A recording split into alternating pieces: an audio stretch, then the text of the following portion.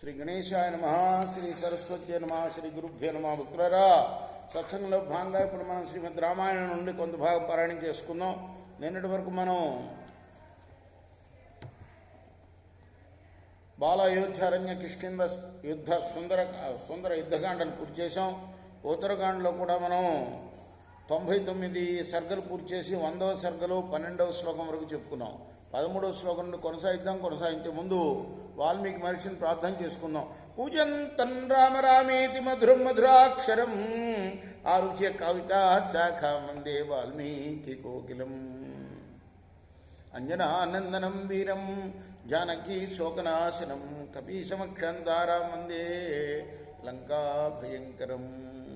సదా నింబవృక్షస్య మూలాధివాసాత్ సుధాశ్రావిణం తిక్తమప్యప్రియంతం తరుం కల్పవృక్షాదికం సాధయంతం నమామీశ్వరం సద్గురుం సాయినాథం.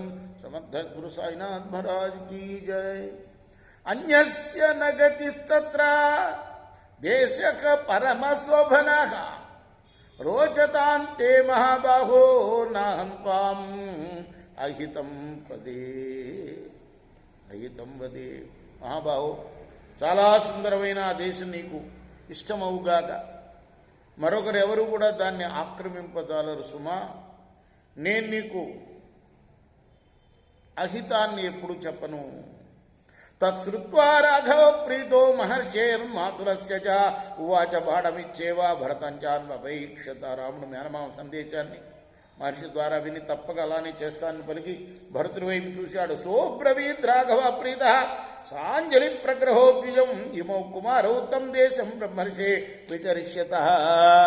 భరతస్య ఆత్మజౌ వీరౌ తక్ష పుష్కల ఏవ చ మాతులేన సుగుప్తౌ తా ధర్మేణ సుసమాహితౌ. రాముడు సంతోషించి అంజలి గ్రహించి ఆ గార్గ్య ఆ బ్రాహ్మణుడితో అన్నాడు, బ్రహ్మర్షి తక్షుడు పుష్కలుడు అనే భరతపుత్రులైన వీరులైన ఈ కుమారుడిద్దరు కూడాను మా మేనమామ చేత రక్షింపబడుచు ధర్మమునందు సావధాన చిత్తులై ఆ దేశంలో సంచరిస్తారు.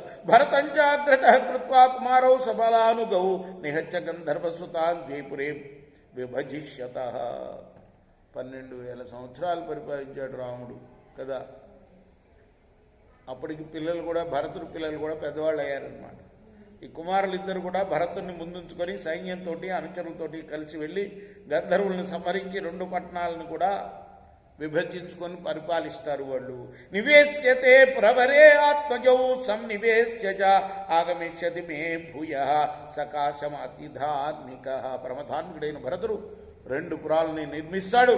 పుత్రులను అతను నిలిపి మరలా నా వద్దకు వస్తాడు. మహర్షిమేవ ముక్త్వాతో భరతం సఫలానుగమ్మ ఆజ్ఞాపయామాస తదా కుమారౌ చాభ్యచేయత్. రాముడు మహర్షితో ఇలా పలికి సైన్యంతో అంచరులతోటి కూడిన భరతుణ్ణి ఆదేశించి అప్పుడు ఆ పురద్వయ రాజ్యమునందు ఆ కుమారులిద్దరికీ కూడా అభిషేకం చేశాడు. నక్షత్రేణ చ సౌమ్యేన పురస్కృత్యాంగిరస సుతం భరత స సైన్యేన కుమారాభ్యం వినిర్యయౌ. భరతుడు అంగిరసుని పుత్రుడైన ఆ గార్గ్యుణ్ణి ముందుంచుకొని శుభనక్షత్రంలో సైన్యంతో కుమారుడిద్దరితోటి ఇద్దరితోటి బయలుదేరాడు. అంటే ముందే అభిషేకించాడు రాముడు. ఇక్కడి నుంచే అంటే జయం తథ్యం అని. సా సేనా శక్రయుక్తేవా నగరాన్ని నిర్జయావధ రాఘవానుగత దూరం దురాధర్ష సురైరపి. దేవతలు కూడా ఎదిరింపజాలని ఆ సైన్యాన్ని కొంత దూరం వరకు రాముడు అనుసరించి వెళ్ళగా అది ఇంద్రుడితో కూడిన సైన్యంలాగా నగరం నుండి బయలువెడలింది. మాంసాశిరస్కయే సత్పారక్షాంసి మహాంతిచ అనుజగ్ముర్హి భరతం రుధిరస్య విపాసయ. మాంసం తినే జంతువులు, గొప్ప రాక్షసులు రక్తము తాగవలననే ఇచ్ఛతో భరతుని వెంట వెళ్ళారు. భూతగ్రామాశ్చ బహో మాంసభక్షాసు దారుణ గంధర్వపుత్ర మాంసాన్ని భోక్తుకామా సహస్రశ. అంతేకాదు మాంసాలని భుజించే క్రూరమైన వేల కొలది భూత సముదాయాలు కూడా గంధర్వపుత్రుల మాంసమునందు ఇష్టపడి తినడానికి భరతుడు వెంట వెళ్ళాయి. సింహవ్యాఘ్రవరాహాణాంకేచరాణాంచ పక్షిణా బహూని వై సహస్రాన్ని సేనయాయురుగ్రత. ఎన్నో వేల సింహాలు, వ్యాఘ్రాలు, అడవి పందులు, ఆకాశంలో సంచరించే పక్షులు సేనకు ముందు వెళ్ళాయి. అద్యర్థమాసముషితాపతి సేనాని రామయ కృష్ణపుష్ట జనాకిన్న కేకయం సంభాగ మార్గంలో 1.5 మాసాలు ప్రయాణం చేశారు. ఇప్పట్లాగా విమానాలు అవి లేవు కదా యుద్ధానికి కదా, కాల్బలమే.